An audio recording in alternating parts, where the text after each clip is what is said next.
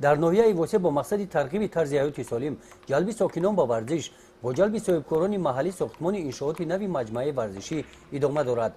مجمع نوی ورزشی از دو آشیانه عبارت بوده. آشیانه یکم آن روزهای جشن عید نوروز مورد استفاده قرار داده شد. در آشیانه یکم این مجمع ساکنان به نمادهای گوناگون ورزشی روی میز جلب کرده می شوند.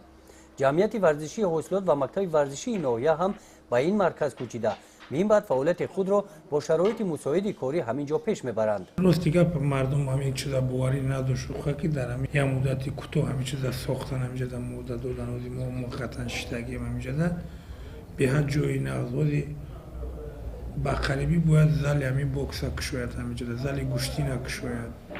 مخلصون همو بسیار طلب کردن که نمودی بیلیارد رو جوری کنین. ما خودی در همین ناحیه واسه خودی متخصصی بیلیارد هستم ما همین نمودی بیلیارد جوری کردیم. خودی در همین جایی که ما میشنیم خودی زل اسپورتی میشود.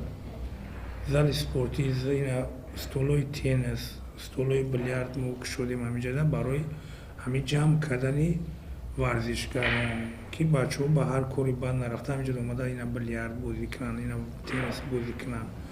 و همین زل رامو کشوده استیم که زلی بوکس کشوده استیم همینجا زلی بوکس هر گوشتین همین نمودهای ورزشی رو کشوده استیم در همین مکتب ورزشی. این زمان در آشیانه دیوم این انشاءات ورزشی کارهای ساختمانی ادامه داشته 20 نفر ساکنان محلی به کار جلب کرده شدند.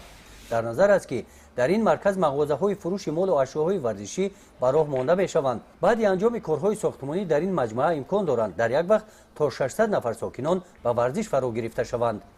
گزارش خواجه نظریف خدای نظر ظهروف از ناحیه واسه برای برنامه اطلاعاتی نوید.